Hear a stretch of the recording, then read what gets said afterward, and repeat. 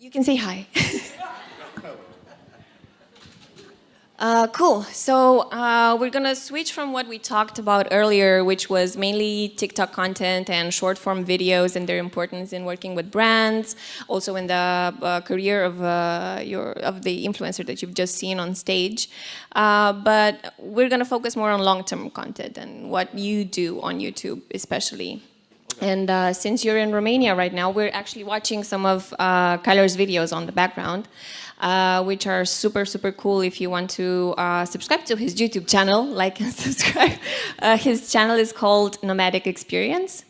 And he's sort of a digital nomad who is traveling and filming what he sees, especially in nature, but also cities and other stuff like that. So since you're in Romania, and we know that you do ASMR type of videos, so you record sounds and everything related to the atmosphere around. Have you recorded anything interested in our country? Because we're mainly used to traffic noises, if I'm not mistaken, also loud neighbors, and this kind of, that's what we know about the sounds of Romania. But maybe you can have something interesting to tell us about your travels here. Yeah, so I didn't really come to Romania to work. I actually came here just to visit my friend. But I've been just kind of getting different Airbnbs, hotels and stuff with nice vantage points where I could do cityscapes and record from terraces and capture the sounds of the city, especially at night, because it tends to just kind of calm down and it's more quiet. I find it more relaxing, and so I've been doing that. I also did a tour. I went to, Brașov. and I don't want to mess up the name. Okay. But I went out there. The nature is absolutely beautiful. I saw a bear for the first time, so that was great. But just the sounds of nature, the birds, everything is like perfect for recording. So I'm planning to return to Romania in the spring. I'll bring all of my audio equipment and everything, and I plan to make some great videos here. So we're going to see something on your channel that is about Romania and recorded in Romania, right? In the future. I mean, no pressure. Yeah, so so definitely in the spring, but depending on what I've recorded here, because I have been doing cityscape videos, been filming sunrises and everything, and I love how every morning there's like all the birds. They're flying one direction, then in the evening they're flying. So I've been recording that, and I'm hoping to put out a video next week in Romania, but that'll probably be the only thing that I have for now. And then in the spring, I plan to actually rent a car, visit like Transylvania, and explore some of the mountains as well, and record out there and do more nature sounds. Yeah, for sure. Okay, that's actually pretty cool. I wanted to ask you how you started doing this, especially focusing on ASMR. For example, we know ASMR trends. You guys, I think you are used to, I don't know, I like soap cutting ASMR videos on YouTube, for example. That's my guilty pleasure on there.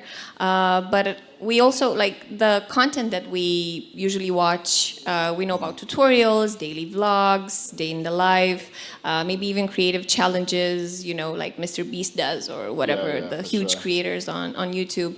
But we do have like niche content as well. We have mukbangs, which are really interesting, where people eat in front of their camera and they have to eat everything that they have on their table, or more interesting ASMR videos such as yours. How did you start doing this, and how did you come to reach 1 million subscribers on YouTube so far? I mean, from the point that you started until now, what was the process?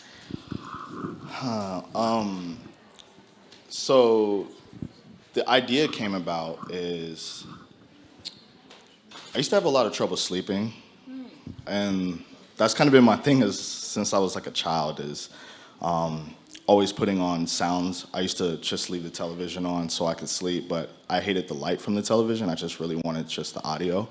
I ended up discovering the ASMR community, and I found that was a little relaxing. It's kind of, if you search ASMR, sometimes you come across some pretty eccentric things. Yeah, some pretty interesting things, but there's a lot of hidden gems within the ASMR community. Then I discovered like nature recordings and ambience videos and things like that. And I thought it was really interesting how a lot of the examples that I would see would be maybe like a waterfall, for example. And it would be maybe a 30-second video that's on a loop. And it's just going for like 10 hours. And so it's short form content into it's long short form content, yeah. but then they loop it into like Duplicate it, this 10-hour video. And I never really liked it. And I was thinking at the time I was traveling a lot because I was working remotely. And I was like, well, I'm traveling all these places. Like, how cool would it be to, instead of you just listening to some waterfall, you're listening to like Skogafoss in Iceland, or you're walking through the Bund in Shanghai, or you're seeing snowfall in like Central Park in New York City and stuff like that. And I thought it would be great to just share these experiences with people because I've seen so many beautiful places, and people write me all the time. Maybe they're from a country where they can't always travel. Maybe they feel trapped where they are. Either it's maybe if it's the government or maybe it's financial reasons or whatever. It kind of gives people that place to just kind of like explore the world. And I didn't really think anyone would care that much about my content. I just started uploading, and for maybe the first year and a half, nobody was really watching my videos. I was just kind of shooting whatever. And I think maybe a year and a half, I went from 0 subscribers to maybe 600-700 subscribers. And then I was in New York. This was for, I was actually in New York for work, and I was there for the entire summer. It was raining constantly. It was flooding. It was just horrible. And I just one night, I was like, you know what? I'm going to record a video. I recorded a video, uploaded it to YouTube, went to sleep, didn't think much of it. Woke up the next day. It's like crazy, crazy views. It's trending on the YouTube homepage. YouTube shared it on their Instagram. I have like all these emails.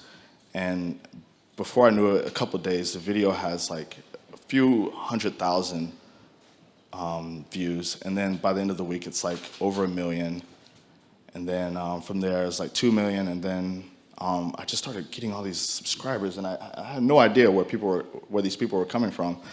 And I was like, well, what happens if I do this again? So I shot a second video, and then I think I shot a third and maybe a fourth video, and it just kept taking off. And within a month, I went from having 700 subscribers to about 100,000 subscribers. And then a couple months later, 200,000 subscribers. Then it was 300. And after the virality of the videos kind of slowed down and everything, my channel, it still grew. I was growing about maybe 1,000, 2,000 subscribers a day. And I was like, I'll keep uploading videos.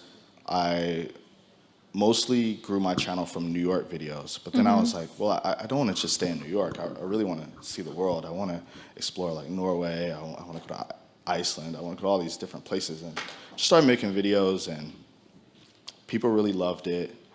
People would give me suggestions on places to go. Some places I had already been in the past just from traveling so much, but I actually got to go back and film them. And I know that your Tokyo video has 54 million views or something like that. Was it lower? I'm not sure if the Tokyo video, I don't know. I don't really have no That's idea. my favorite on your channel, because it was the first one that popped up when I searched you on YouTube, and I decided to watch it, and it was amazing. Yeah, I have a few videos with millions of views. It's hard to keep up with how many millions each video's at. But yeah, Tokyo is not to a fun brag, trip. And hard to keep up. And I've been planning to return to Japan for so long. They've just been like the last country to open, and I've heard that they recently just opened, so I'll have to plan another trip to return to Japan. But yeah, since then it's just been growing slowly, and Recently, a couple months ago, I hit 1 million subscribers, and that's Yeah, pretty congratulations. awesome. Thank you. Did you market it anyway? Did you celebrate your 1 million subscribers? Did you get your button from YouTube? The play I got one? my gold play Yeah. button. Yeah, I got the gold play button. I have the silver one from 100,000.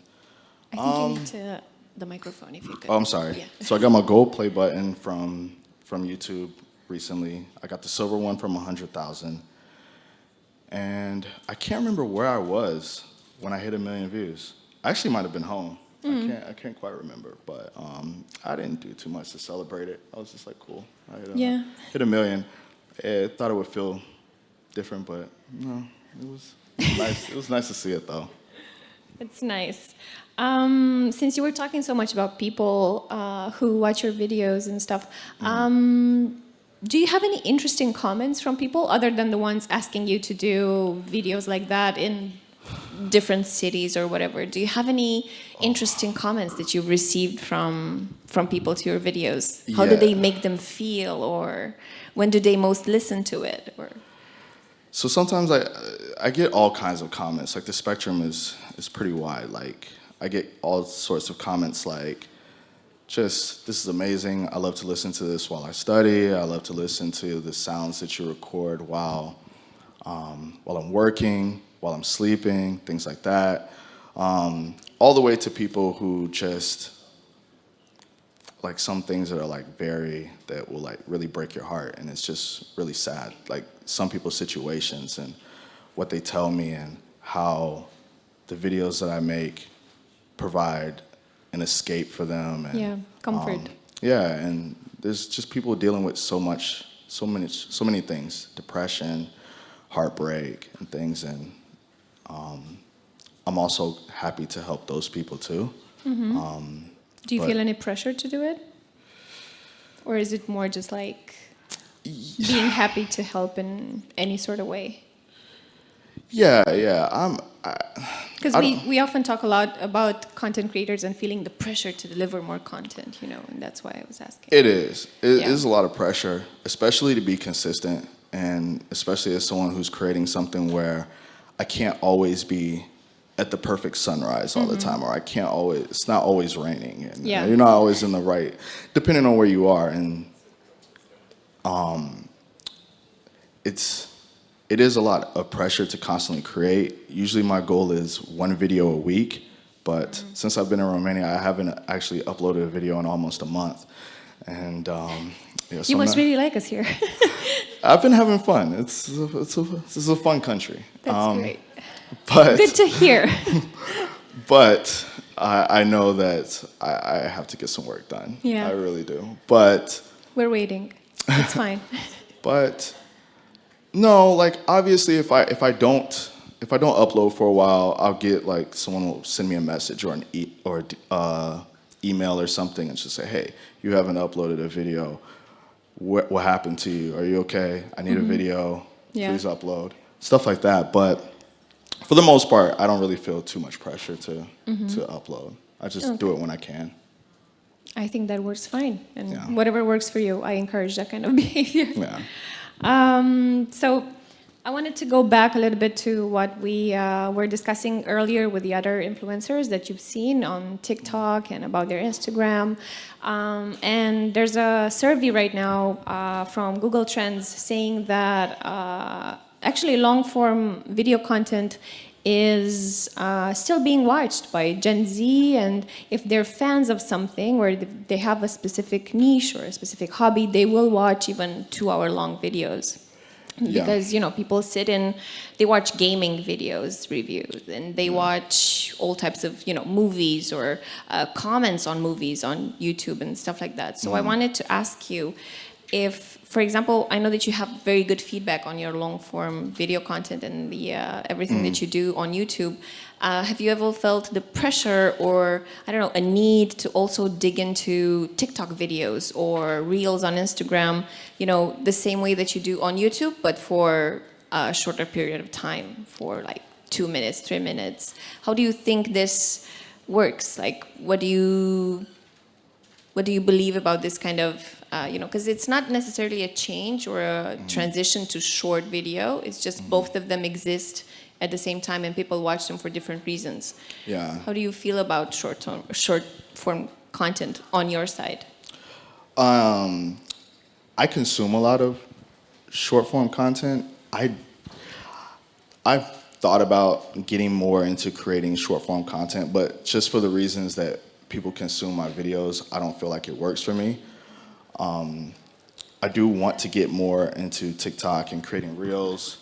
I've only created one reel so far, but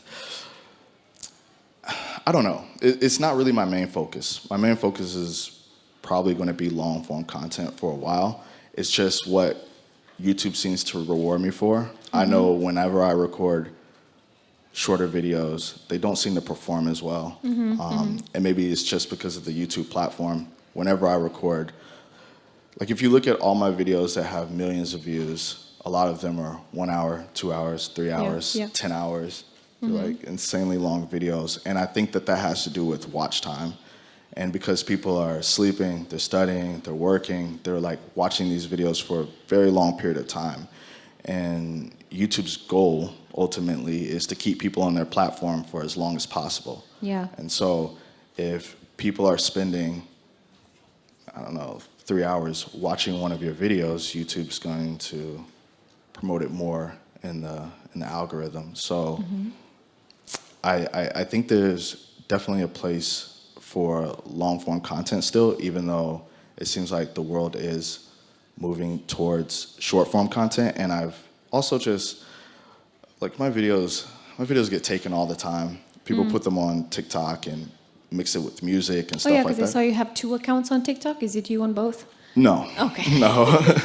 I rarely put anything on. I'm not active on TikTok at all. So if you see my content on TikTok, it's probably not even me. It's probably just someone who just took it and is mixing it with their music or something. But I've seen people do some pretty incredible stuff with my videos. And I'm like, well, you know what? There could be a place for the type of content that I make more short form. It would just have to be a different purpose in a way. Yeah, maybe because drone shots and stuff it's like a different that. audience. Yeah, for sure. They're used to they have different behaviors on either channel. Yeah. Yeah. Okay. We're actually right at the end of our talk. And thank you so much for answering my questions. Of course. Maybe we have some questions from the audience. Not really. Oh, yeah, we do have one.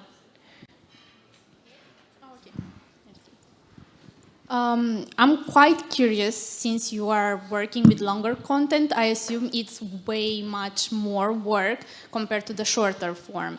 And me personally, as a content creator, I've been dealing with a lot of burnout from the amount of work, because I feel it's very hard to handle social media, especially when you try to get on different platforms and to work with different strategies on each one, and then you don't see that the content that you produce is actually valued at what you were expecting it to be valued by the people that are watching it. So how do you personally deal with this aspect? Specifically with burnout? Yeah, burnout. If you have, I mean, it can happen that you don't have anything and you're okay. No. Well, for Let's me, see if he's lucky. Yeah. well, for me, I really enjoy what I do, so I never really get a burnout feeling from creating videos, and I never really feel a pressure to constantly create or constantly, like there's, like a lot of people tell people, like if you're a content creator, you constantly need to be pumping out content because you're trying to stay relevant, you're trying to, like the algorithm will maybe lose you or something like that. I've never really felt a pressure to always create content. I never have a day where I say, I'm gonna post every Monday or twice a week or something like that. Like if I post a video once a week, I'm doing really, really good. But like I told you, I haven't uploaded in like 3 or 4 weeks, and it's fine. So I think it just really depends on your audience and what they're expecting. But just for me specifically, it takes a long time to make a video. It takes a long time to edit. I have to listen to, like I'm constantly going through hours and hours and hours of audio, and it's kind of interesting because it's relaxation content. I've fallen asleep multiple times editing. And yeah, so if I get a video out once a week, then I'm doing pretty good, but I never feel pressure to constantly upload. And if I feel a burnout feeling, I'll just take a break. Do you have, yep? So what's next? What are you pushing for next? As an artist and everything else, what's like the next stage for you? Because it's always an evolution as an artist. So what new grounds are you pushing? Well, I've been working with a few brands. Like I've started talking to Sony, and I've worked with a lot of apps like Calm and Hatch. I'm sorry? That's amazing. Oh. It was a small And when I was talking to them, I told them I really, really want to get more into virtual reality. I feel like it's going to be the future, and I want to get into providing ambient sounds for games, film, things like that, and just outside of just YouTube. And of course, I'll continue making YouTube videos as long as I can, but I do want to get more into like film and stuff like that. How do you choose your locations? Most of the locations that I've gone to, I've traveled to previously, just because I wasn't always doing YouTube. I was just kind of backpacking around, and I think about the places that I've seen, and I'm like, that would be really cool. And then other places, just following other travelers, and that's kind of the cool thing is like you travel around. Sometimes you stay in hostels or different things, and you meet other travelers, and you see, oh, this person's in Austria, or this person is over in South Korea or something, and then you say, well, I'm thinking about going. Where do you suggest I visit, and things like that. And one of the things that I always try to do with my videos is I try to have some sort of element of water in my videos, whether it's an ocean, it's a lake, it's rain, it's snow, something like that, because I just find rain very, very relaxing, personally. Just any motion of water, relaxing to me. So if it's a very rainy destination, then I like going there. Like the rest of us. Yeah, yeah, exactly. Like I'll go to a place during rainy season where all the tourists are gone, and it's like I have the place to myself. That's perfect for me. Any place where it's snowing a lot, yeah, cold, depressing. He sounds like a real joy. Do we have any more questions? Because yeah. We'll take this one, and then I think we can close the session. Do you think that the younger audience comes to your videos to like escape from the hectic environment that are every other app? And how do you feel about that? Yeah, I think I definitely get comments from people who, they just say like, I just like to come here, I just like to meditate, and I never really had anyone compare it to specifically like the short form stuff, or maybe there's like, because I mean it's the internet, so you have all kinds of things, and so sometimes people will leave me like a comment and just say, this is just a breath of fresh air. I'm just so happy to see it's not like there's no vlogger with their face in the camera all the time, and it's just like I never wanted my channel to really be about me, and more just about the places. So I think it just provides a alternative to the typical content that people consume. And actually, we're really lucky because it's one of the first times that we see him live, because he doesn't show up in any of his videos. So thank you for, showing yourself to us, if I can say it like that. I have you. one more question because Okay. I just thought of it. Because you mentioned you do consume short form content as well. And I wanted to ask you, what do you watch on YouTube? And what do you watch on TikTok or Instagram? Since you create this type of content. So on Instagram, I usually watch, I'm a big fan of Reels. I just like to see, I watch a lot of drone content. Like Okay, I watch a lot of those people who fly like the FPV drones, and I just think that that's really cool. I watch a lot of, even though I hate cooking, I watch cooking Yeah? stuff on video. Yeah, I watch. I totally get it. Pasta looks nice. No, it's like some people make, like, I guess because I'm traveling, I don't like to eat out every day. So sometimes I'll find people where someone will take like 5 ingredients and just make something really amazing. And I was like, it's really cool. Yeah. Well, let's just make that. But That's nice. I'd rather have someone do it for me. But I just find it interesting to just watch. To just know about it. Yeah. Yeah, To know what you could have done Yeah. if you wanted to. Yeah. And then outside of that, I just like watching what other travelers are doing, the places people are visiting, and it's just very inspiring. Yeah. Cool. Thank you, Kyler, for this Thank you. session. It was pretty cool and great meeting you and knowing about you.